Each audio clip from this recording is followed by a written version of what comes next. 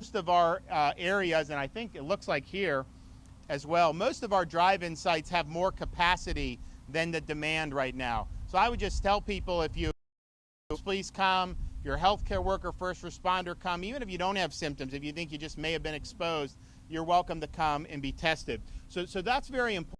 Antibody testing. So the antibody testing will determine whether you have the antibodies the body creates to fight the disease. So if you have the presence of antibodies, that means you've been infected.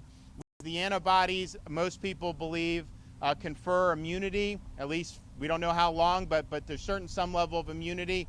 And then it also just will show how many people have actually had this thing throughout the state and different regions of the state. There have been seroprevalence testing that's been done in places like Santa Clara, California, LA, Miami. Dade did one with the University of Miami. And what they've tended to find is that far exceeds the number of people who've actually tested positive. So that is important to know. And I think it's shown, and you've seen this in other controlled areas like a Navy ship, some of these prisons, where you'll have massive numbers of people test positive, but an overwhelming percentage are asymptomatic. And particularly as you talk about populations under 50 years old, most of us think are asymptomatic. So antibody testing can be deployed in a number of ways. One is to do seroprevalence studies in different parts of the state. Miami has done one. We would like to do them in particularly our major counties to get a sense of the baseline we're operating under. But then also on an individual basis, if you're a healthcare worker, if you're a first responder, having access to antibody testing is very, very significant. We don't believe we've had a like you've seen in some other parts. I was at Tampa. Infections had been healthcare workers who got it from being in other areas like New York City early on in the epidemic. But we don't know for sure. So doing antibody testing for healthcare workers is very important, and also for first responders. Starting tomorrow, right here at this test center, there will be drive-through antibody testing for healthcare workers. So you work at a hospital, you work at a nursing home, all of that, you can come through here. We think we'll be able to do about 100 a day to start. This is a test where you actually have to draw the blood, so it takes a little bit more time than just doing a nasal swab into the test strip, and you get a result within 15 minutes. So that's good. So the people that come through here will get same-day results, and you'll be able to determine whether you have antibodies or not. So this is one step that we're doing. The first 200,000 antibody tests delivered earlier. Put out word to all the hospitals who want some, so we've sent some to hospitals. Certainly you have a lot of hospital facilities here. I'm sure they've requested. If they have, we're going to fulfill those, but those are very, very important. These are FDA approved tests made by Celex. They distinguish between other coronaviruses and COVID-19, which is very, very important. And we think that the focus on the healthcare workers and first responders is the appropriate way to start. We're also introduced this at Hard Rock Stadium in Miami earlier this week. Tomorrow, we're going to also be doing it at Jacksonville, at the Jacksonville Jaguar Stadium, and in Orlando at the Orange County Convention Center. And so we're starting to have a lot of antibody testing prevalent throughout the state of Florida, so we're really happy. As many of you know, on Monday we started as a state phase 1 of our Rebuilding Florida plan. It's a safe, smart, step-by-step approach informed by a lot of the leading physicians in the state, informed by a number of people, including Mayor Kerner, who served on our Reopen Florida task force. We're being deliberate, we're being methodical about this because we want to make sure we do it the right way. Now, when we did it, Florida as a state satisfied the gating requirements that the White House laid out in their document several weeks ago. We had declining indicators for ILI activity and for syndromatic indicators associated with COVID-19. We also had declining cases, but more importantly, because we've expanded testing, really great decline in the rate of positivity.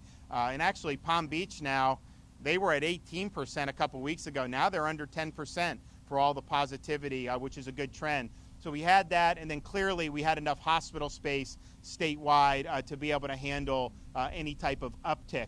So we qualified as a state, but we also looked at it and said the epidemic was different in different parts of the state. Certainly Southeast Florida, the 3 counties, Broward, Palm Beach, and Miami-Dade, had more seeding. I think it's pretty clear probably from the Northeast and New York City.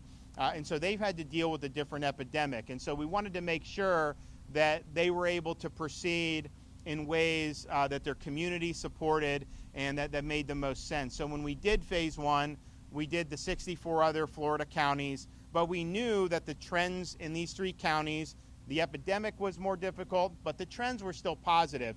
And so I've been working, and we've worked together with the counties from the beginning. It's a bottom-up process. You got to do it that way, collaborating so that we can move forward together. I received a letter yesterday from Mayor Kerner, and I know the commission in Palm Beach County is interested in moving to phase 1. So that's something that we considered very significantly, and we believe that getting as many counties into phase 1 is something that we would want to do, but we want to do it safely, smartly, and it's going to be step by step. Our overarching strategy does not change with respect to COVID. The form it takes may change, but the key points are going to remain the same. Just because you go, the disease is going away.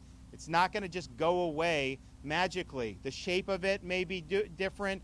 We seem to be on a decline in many parts of the country, but nobody really knows exactly how this thing's going to bounce. So we're always going to stick to the plan of protecting the vulnerable populations, particularly our elderly, continuing to increase not just diagnostic testing, but serological testing, promoting social distancing, which is very, very important. And that doesn't mean you got to be locked in your house to social distance. There's other parts of that. In fact, most social distancing doesn't really even have anything to do with sheltering in place. We're going to continue to support hospitals and our healthcare workers, and we're going to continue to work on preventing the introduction of the virus from out of state. I'm working on a plan to submit to the president for international flights coming into places, particularly South Florida. You look at Brazil or some of these places in South America, if they have the epidemic on the upswing there and people are coming into Florida, they could be introducing that. That should not be a risk that is placed on Floridians. That's something that the airlines need to work out on the front end. So we're working on how that would make sense. And then, of course, we have screened between 40 and 50,000 people coming from hotspots like New York City into the state of Florida. And I did do a quarantine order very early on. I think that's been very, very effective at both a deterrent message saying don't come if you're in one of these hot spots, but then also having people actually self-isolate and reducing the spread of what we would otherwise see. So we're going to continue to do that. Phase 1, the White House put out some guidelines for phase 1. My task force put out some recommendations. The phase 1 that we launched in Florida was an important step, but admittedly it was a small step. It wasn't a huge difference from what we've been doing. There were things that the White House said would be okay to do, like movie theaters. There were things that my task force recommended we do that I decided not to do in phase 1 because we want to be very measured about it. We want to be safe and we want to be smart. So what we did do in phase 1 was obviously continue the kids on distance learning for K through 12. We've continued having the prohibitions on entering senior living facilities. We allowed elective surgeries to proceed, which was banned per CDC's guidance to conserve hospital space, but really to conserve PPE. We're now at a point where we're able to turn that on, and the hospitals who do it are effectively having to certify that they have enough PPE, they have enough surge hospital capacity in the case of an uptick with COVID, and that they're willing to help with the assisted living and long-term care facilities in their area, because I think we all recognize that is the most significant area that would be susceptible to a major outbreak that would have major clinical consequences. So that's kind of how they've done, but they've been able to put some of these back on the calendar. And just because something's elective doesn't mean it's not important. and it doesn't mean it's not necessary for people's health. So we felt we really needed to do that, which is very important. We've also expanded the ability of restaurants to serve their customers. They've been able to do carry out and take out this whole time. We've allowed to do outdoor seating with the appropriate social distancing, and then 25% of the indoor capacity, of course, appropriate social distancing there. Now, restaurants who were totally closed may not open at 25%. They may wait until we get to future phases. But I think for most restaurants who have been open, being able to have some limited indoor seating as well as outdoor seating, I think that that's a step in the right direction. And then we also allowed the remaining retail who had not been operating with indoor capacity to do that at limited capacity. A lot of retail was going on during this time. Home Depot, some of these places, Target, Walmart, all those things remained open. And so these are small steps, but they're not radical changes for what we've been doing. But I think it's smart to proceed methodically. And so I've looked at Palm Beach's request. I am going to authorize, starting Monday, Palm Beach County to move into phase 1, consistent with what we've done. And we think that they're ready for it. I think the people here are very smart. We understand the responsibility that we all have to protect the vulnerable populations here. I have Mary Mayhew who's going to say a few words, our Secretary of ACA. She's worked from the very beginning with the hospitals, with the long-term care facilities, to develop solutions to protect our most vulnerable residents. If you look, some other states actually had policies that would require sick COVID patients to go back into a nursing home that wasn't equipped to handle it. That obviously led to outbreaks and disastrous results. Mary, from the very beginning, has understood the risks associated with doing that, work with the hospitals to prevent that. And we've had a lot of hospitals in Florida of an outbreak. You know, they've sent people, there've been testing. I have the National Guard going to nursing homes. We've got 50 teams going out and testing. This I'll say a little bit more about, but this is one of the first, we think it's the first rapid test mobile lab that anyone's done in the country, and that is serving our nursing homes. So we have to do that going forward. Palm Beach, the hospitals here, Mary will talk about, she's worked with them. It's very rare to get all these different healthcare providers on board, but I think we all recognize that this is a disease that does not affect everyone equally. In Florida, I think we're now at about 83, 84% of fatalities are 65 and up, and 61% are 75 and up. So the vulnerabilities are clear in terms of where that lies. So working collaboratively with the local government, with the hospitals, with ACA, Department of Health, National Guard, to be able to protect these vulnerable residents is really, really important. We were just in Jacksonville, and Mary, Secretary Mayhew, developed a relationship with a long-term care facility that is capable of isolation, negative pressure, and having COVID patients without it obviously spreading, follow CDC guidelines. So what that is now doing is they partnered with the state. If you have an outbreak at a nursing home and you have a patient who doesn't require hospitalization, but it wouldn't be safe to send them back to their nursing home, they can go to this facility where it's safe. Or if you have somebody who's hospitalized, but then they're ready to be discharged, but they're positive, you can send them to this facility. So that's that whole region is now using that approach. And those are the type of creative solutions we need to do. So that's going to be very important that what's being done in Palm Beach continues because we have to protect the vulnerable as we move forward. I think Palm Beach, if you look at what they've been able to do, they've had a lot of challenges because you've had a lot of traffic, this whole year, January, February, early March, back and forth. Even New York, once they did the shelter in place, you had people flee down here. And although we did the quarantine, it's just a tough thing. You had people getting on flights who were COVID positive landing at Palm Beach International. So they've had to deal with a lot, and I think the local government here has worked really, really hard throughout this, and we've enjoyed the partnership. But if you look, Palm Beach has certainly seen a decline in the number of tests that come back positive. They were 18% a couple weeks ago. They're now 9%.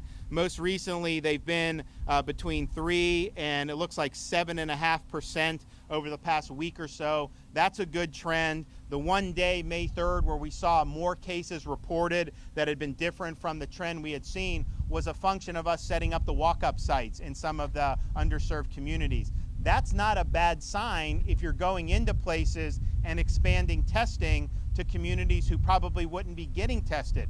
So being able to do that, I think, is very important. And we're going to continue keeping the walk-up test sites because I think that that's been a boon to some of the communities here. But Palm Beach's indicators for ILI and COVID have gone down. Certainly, if you look where they were at the end of March till now, and then you look at the hospital admissions, I think the hospitalizations have basically been flat now for a couple weeks. There's clearly capacity here in the hospitals if you were to see an uptick. I'm hoping not, because I think that they're doing a lot of great social distancing, and I know some of these businesses are very intent on doing that. But that's just the reality. You have significant space in the hospitals as we go forward. So I think Palm Beach is incredibly important for our state.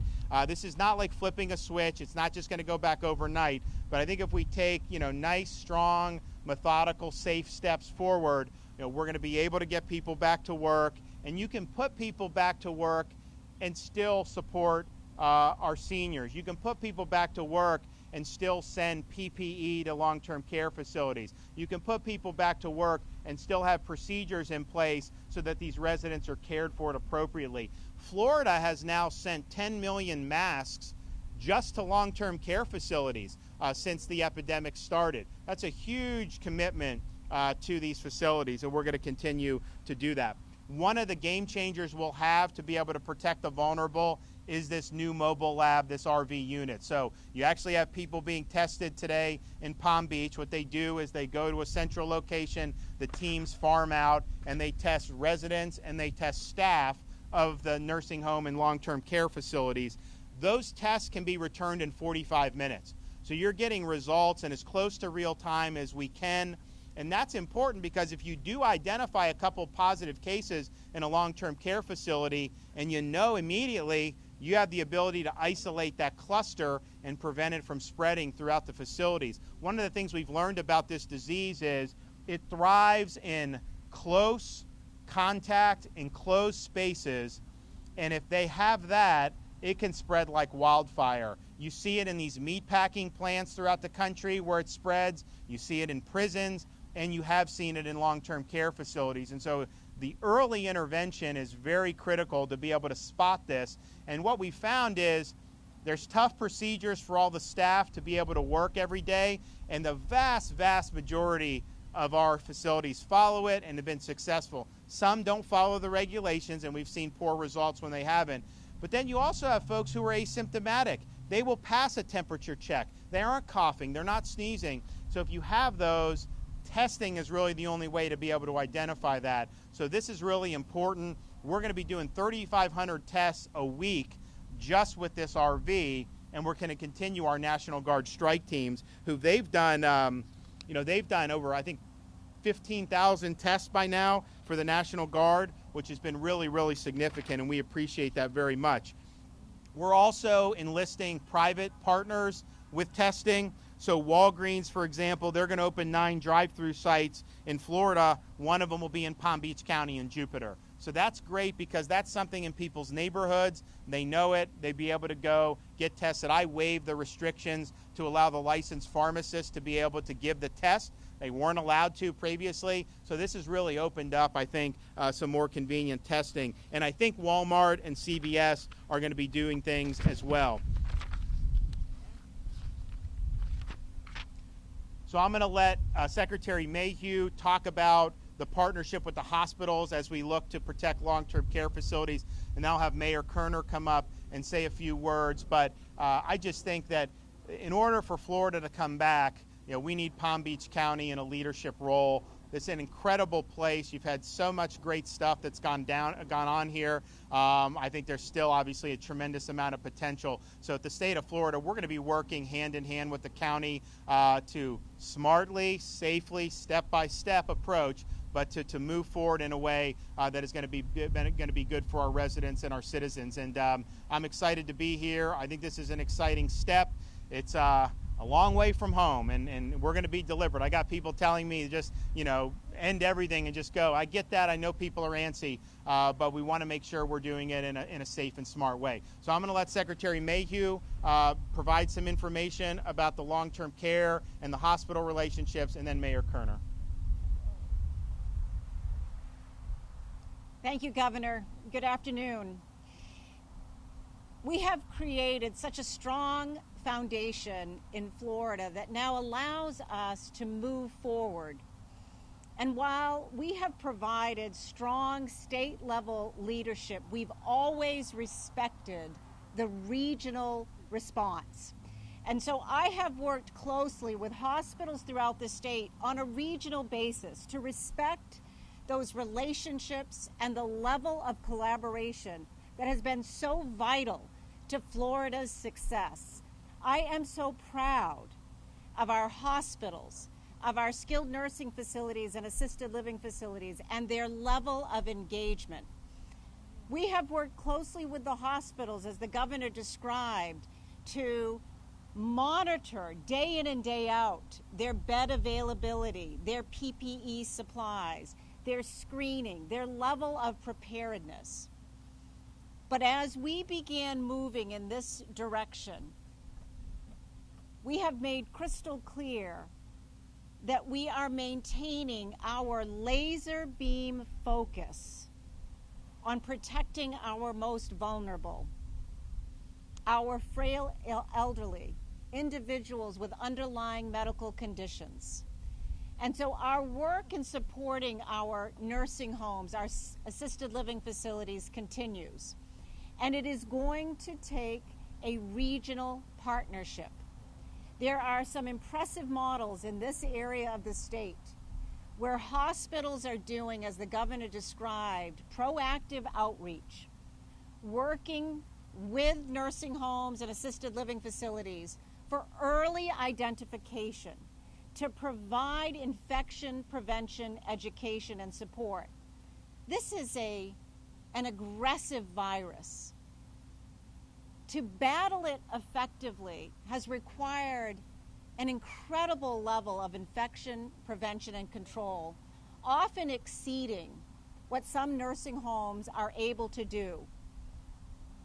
Not only is the population that they serve highly vulnerable, those residential settings are incredibly vulnerable to rapid transmission. So early identification is important, that we can ensure that 2 cases don't become 20, that 5 do not become 50. And the hospitals have been working in partnership. So when a transfer is needed from the nursing home, the hospitals have been available to do that, to provide the level of isolation, the clinical monitoring. And we need that partnership to continue. Testing is a game changer. We know that we have asymptomatic staff. We know that we have asymptomatic residents. So as we continue to expand this testing availability, it will further contribute to the early identification and the opportunity to appropriately isolate, so that we can protect our elderly, so that we can ensure that they have the right isolation, the right clinical monitoring. Again, I am so incredibly proud of the work that I have seen, of the hospitals here, of the nursing homes, of the assisted living facilities, and we need to make sure that that vigilance remains so that we don't see the spike and that we can continue to open our great state. Thank you very much.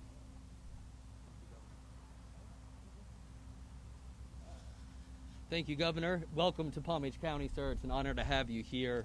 As we stand here today, my colleagues on the Board of County Commissioners continue to meet in regular session and taking public comment directly at the moment on over $260 million of federal funds that we need to appropriate and move into this community, because the economy needs help and our folks need financial relief, and they need a way forward that balances both public safety along with the the emphasis and focus on rebuilding our economy. I'm so used to wearing a mask, I forgot. Let me talk about where we're at right now as a county. As we sit here or stand here today, there's 233 COVID positive patients in our hospital. There are 67 patients in our ICU system. There are 39 members of our community on ventilators. And while each and every one of those Palm Beach County citizens is struggling deeply with COVID, when you look at the 1.5 million population of our county, there's a reason why our numbers are as suppressed as they are for such a large and urban county. Now, granted, we are 1.5 million people, but that is significantly less than our neighbors to the south, both in Broward and in Miami-Dade County. So it's not a surprise that we have the assent and the confirmation from the governor here on our unanimous request from the Board of County Commissioners to enter Phase 1. And for that, Governor, we thank you.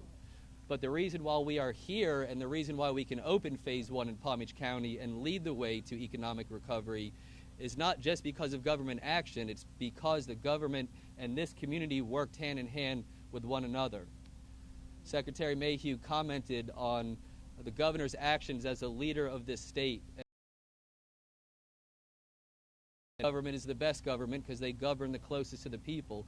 Governor, you have stood up to that and empowered us to work directly with you, and the results speak for themselves, and I look forward to that relationship continuing, both here in Palm Beach County and throughout the state of Florida where this governor governs. I'm particularly excited to announce that in addition to the steps that we've taken requesting Phase 1, the Board of County Commissioners also recently authorized a return to limited recreation in this county. Both golf, boating, our public park system, tennis, all those things that we love to enjoy in Palm Beach County in this beautiful sun and beautiful weather will help our community recover. And it's no surprise to me that this community again has stepped up like they did during the Safer at Home portion, that they suppressed the virus by following the instructions of health officials and the elected leaders. This community also then went out into the community and embraced a new way of recreation and did it safely, and the numbers bear that out. Now we're entering Phase 1, and I have no doubts that this community will continue to lead the way in South Florida, in the way that we learn this new normal, in the way that we adapt to this new way of interacting with our friends and our family and our loved ones in a commercial setting like a restaurant. It won't happen overnight, but this community is prepared to move forward in that economic recovery plan. Governor, I'm also excited to announce that Palm Beach County continues to lead the way in a safe, smart, and step-by-step way, in that we voted just now to open up tentatively our public beaches in Palm Beach County starting on the 18th of May, which will be a Monday. During that time and during that period, that measured, methodical period, our county leadership will continue to interact both with the governor's office and with our local municipal leaders, mayors, and city managers to ensure that there's a consistent way of implementation of our beaches in this county. And I have no doubts that when the 18th comes, if not before, this county will be ready and prepared to embrace the social distancing requirements to keep us safe and to continue to suppress this spread. But at the same time, as Secretary Mayhew commented on and the governor highlighted through his actions, we remain laser focused with the governor's office on the very critical and important testing, to include serological testing, that has been going on in this county. It's not a surprise to me, but there's certainly a strong correlation statistically between urban populations and the positivity rate. We enjoy a smaller population here in Palm Beach County than our neighbors to the south, and our efforts have borne that out, that our positivity rate reflects the true commitment that we have to social distancing in this new world. Phase 1 is a small step. It's measured, but it's a large step for this community. It's a large step for recovering our economy. It's a large step to putting people back to work and our friends and family getting back together in a safe, measured, and methodical way. Governor, I want to take a special moment as a former police officer to thank you for the announcement of this new testing, antibody testing lane that will be made available to the police officers, our firefighters, and healthcare workers who have led in the face of this pandemic. We appreciate your leadership, Governor. It's been an honor to serve on your task force, and particularly the way that you have taken a methodical approach to this pandemic, putting public health and safety first, but embracing an economic return that is safe and measured. Palm Beach County is proud to lead the way in South Florida. I have no doubts that we will continue to make this state proud. We keep those that are suffering, those that have passed away in our thoughts and prayers. But I believe under this governor and the leadership of this county and with the backing of our people that we have found a balance that shows that we can accomplish both missions at the same time. Governor, again, thank you for your leadership. Thank you for joining us here today and for allowing us to authorize into Phase 1. Palm Beach County is well prepared. Thank you, Governor. Also, we'll just point out one of the things that we're really concerned about going forward is small businesses. At the beginning of this, we obviously saw as the country was shutting down, there was going to be problems. Congress was debating doing this PPP program. We did at the state level a $50 million bridge loan program. That was done pretty quickly. PPP then came online. People were applying for it, ran out of money. Congress did more. I think it's run out again. And I think what we've seen is there have been some larger companies that have gotten millions and millions of dollars from that. But a lot of our smaller businesses who really, if they just had 30, 40, 50,000 to meet payroll, some of these other things, that may be the difference between them going out of business or being able to bounce back.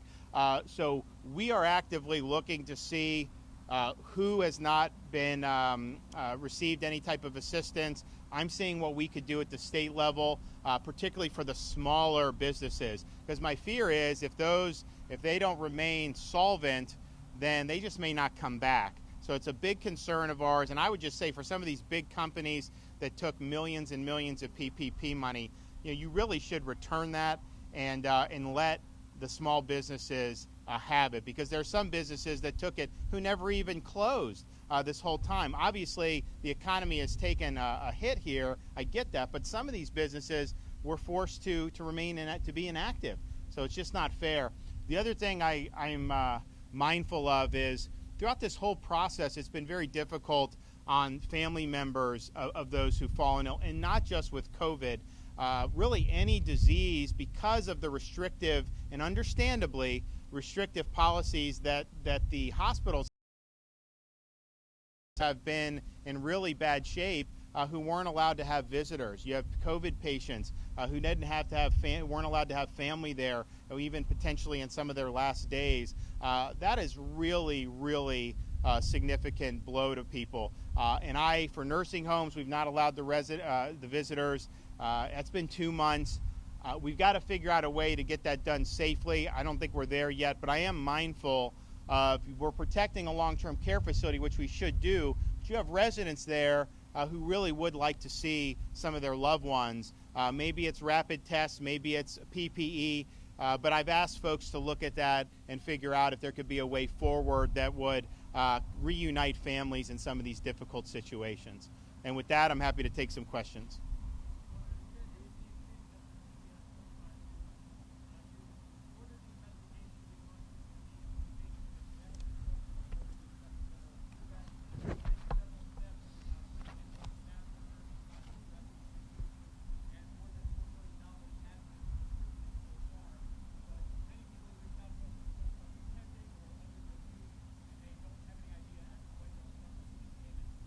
So 1.1 billion in the last 6 weeks, and most of that was since we fixed the system, or at least got it up off the mat. There have been almost 500,000 individual claimants who've been paid. Yesterday there were 150,000 payments made.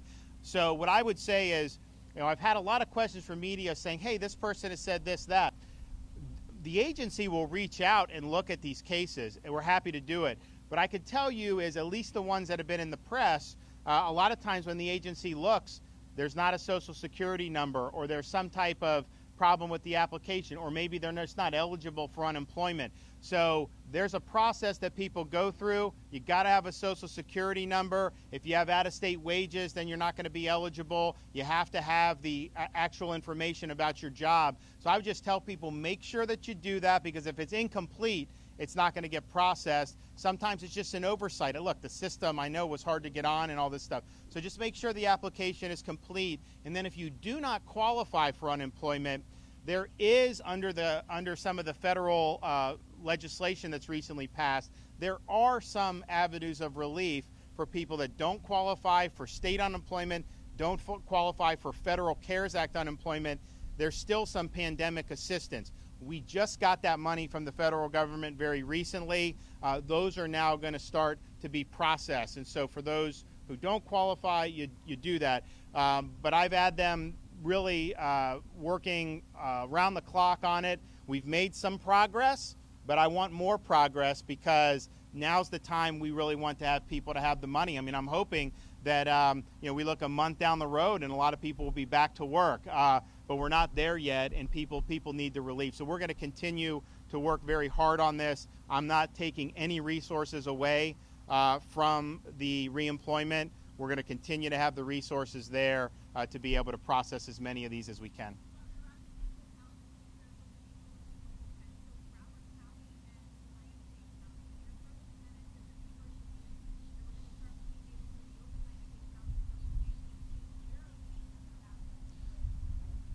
So we consulted when Palm Beach came to us, we consulted with Broward and Dade to see whether they were ready or not. And I think that there was a sense that they needed a little more time to be ready to reopen. And I think that that's fine. We want them to do it in a way that's going to be successful. It's going to be smart. It'll be step by step. But we really want people to have confidence in what's going on. And I know this has been a kind of a traumatic time for a lot of folks. I know there was you go in the middle of March, I mean, there was a major hysteria. This is a serious issue, don't get me wrong, but I think dealing with it in a cool, calm, and collected way makes more sense. So I think people understand kind of where we've gone through this. There was a lot of doomsday predictions for Florida. Those have not borne out. We've done a lot better than people thought we would. The job isn't finished. There's going to be more challenges, but I think having a very clear step-by-step approach. I think both of those counties have been very thoughtful about how they're going to move forward. Our target for them, we'd like to see them move into phase 1 on the 18th, but that's going to be dependent on if they continue to go. And in fairness, they have trended in good directions. If you look at the hospitalizations in Miami-Dade, the people on ventilators now, compared to where we were 3 weeks ago, obviously there's been a decline. You see Broward, you have seen a decline. Their positivity is now below 10% in Broward County. I think they're 9% for all the positivity, and the more recent cases have been down. So there are definitely good trends, but they also had to deal with an epidemic that was more pervasive than other parts of the state. And we kind of knew that going in. That's why we sent so many resources initially.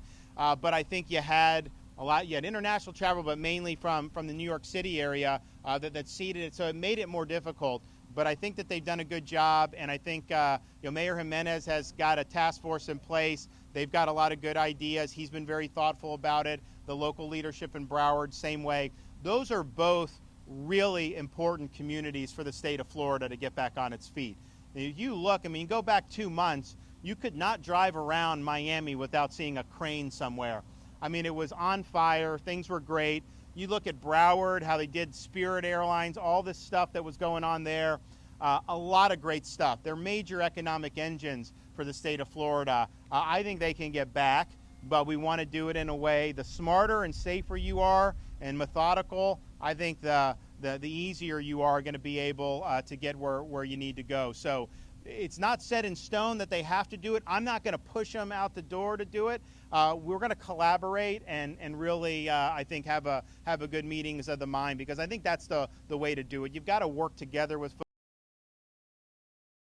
East Florida, different than the Panhandle. A lot of people didn't like that at the time, but if you look, that was the right approach. How the Panhandle's done, we didn't need to do some of the things that needed to be done in Southeast Florida. So that's how we're going to keep going, collaborative, bottom up. Yep. Do you think it was a mistake to lump Palm Beach County in with Miami-Dade and Broward? And should we have gone to phase 1 in Palm Beach County when the rest of the state did? No, I think it was. I think that if you looked at Palm Beach's numbers, I think they were probably better than Dade and Broward. But compared to Orange County, Hillsborough, Duval, they were definitely a tick above that. I mean, Duval County is now 3% positive on their cases. They have, I think they're down to like 9 or 10 people on ventilators out of 1 million people in the county. If you look at Orlando, numbers very low. Hillsborough has been incredibly low the whole time. There was a nursing home problem where people have now been hospitalized, so it's increased the numbers, but that was a discrete issue, and Mary is working on addressing that with the corporate leadership of that facility.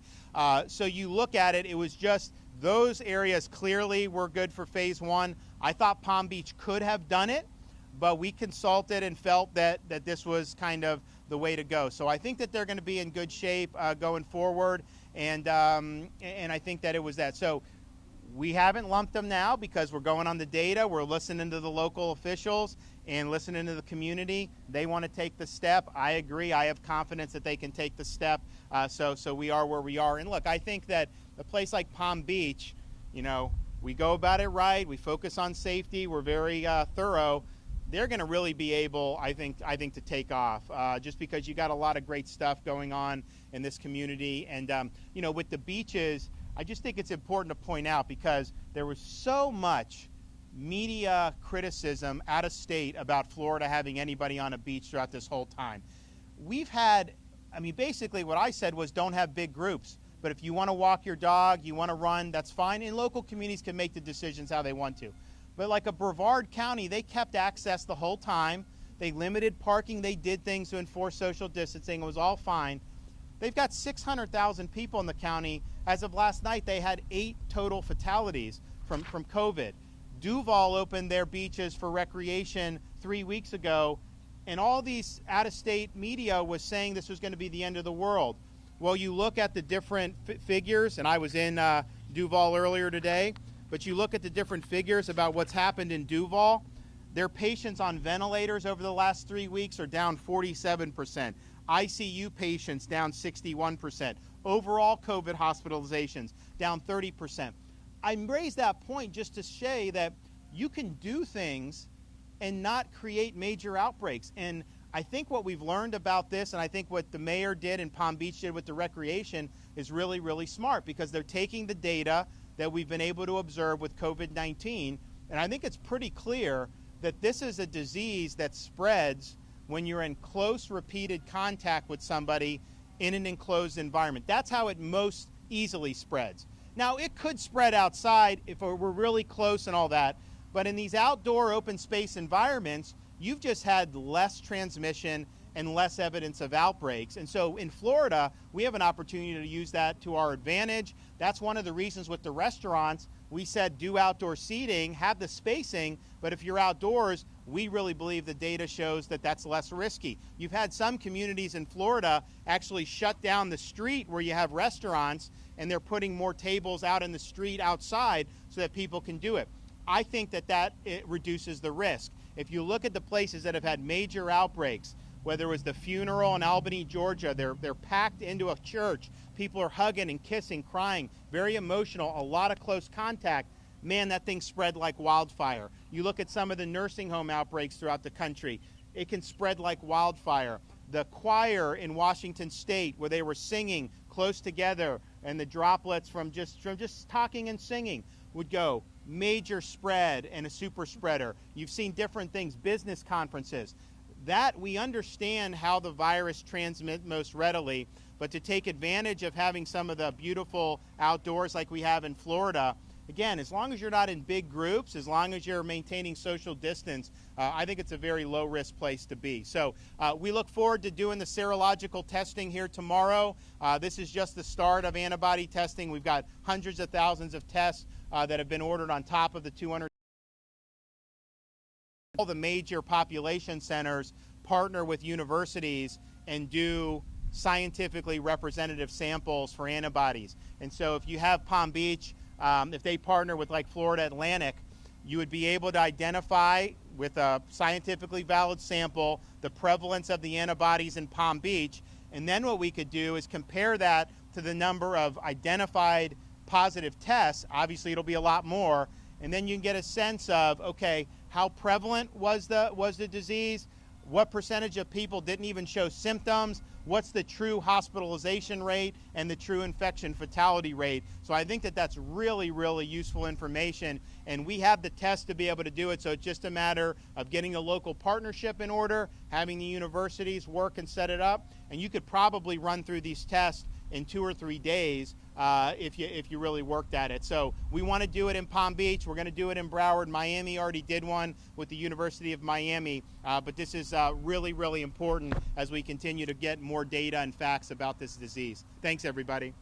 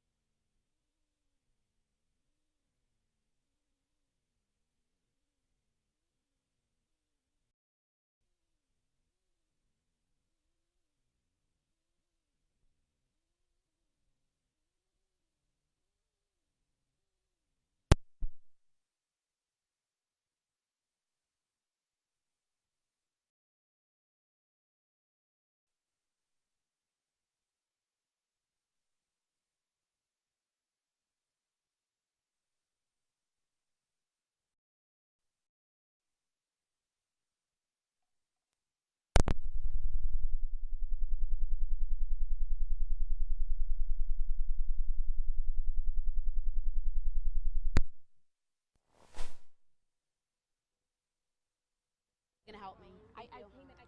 She doesn't want to talk on camera, so I'm not going to talk to her. It's odd that you come out with a sign, you want to get on TV, and yet I have nothing to say on camera. Yeah. And she hit her face when she went. I got a shot of her with the sign earlier with my phone, so I might.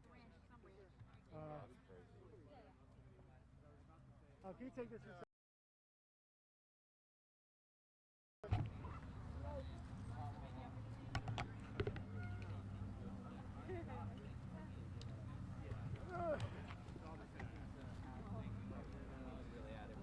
I need to add in those details now at minimally the agency. And listen, if I was a swing vote, if we're not at a place that we're comfortable with, then I'm going to have to pull it back. But I want the infrastructure and the preparation to be ready, and I want to look at the data then. And I didn't want it to pass on into the current format that it was presented to me. But still, your public health director said this isn't a good idea. How much weight do you put on her advice during that? She's the health director, and this is an unprecedented pandemic. And I'm actually going to have her there to comment on it on the 15th because I've called a special meeting. Well, today's the 8th. That's why I'm looking at my phone. We have a good 10 days before that trigger needs to be pulled. But if we're ready to do it and I get positive feedback from our health director, we're going to be ready to do it. But if we're not, I can promise you I'm going to pull it back. And that's what today was about, preparation and methodical approach. It's not the 18th yet. And I have to manage the input and perspectives of 6 other commissioners that are co-equal to me on that board.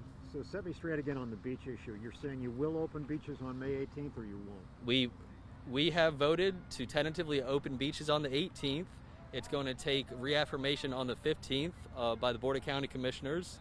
And it gives us time again to get that infrastructure into place. Remember, the government is the title holder to these beaches typically, so we have an extra duty there that we don't have in hospitals. In restaurants. In restaurants, the guidelines will be enforced by the proprietor of the business, and if those aren't working, we'll have to take some action.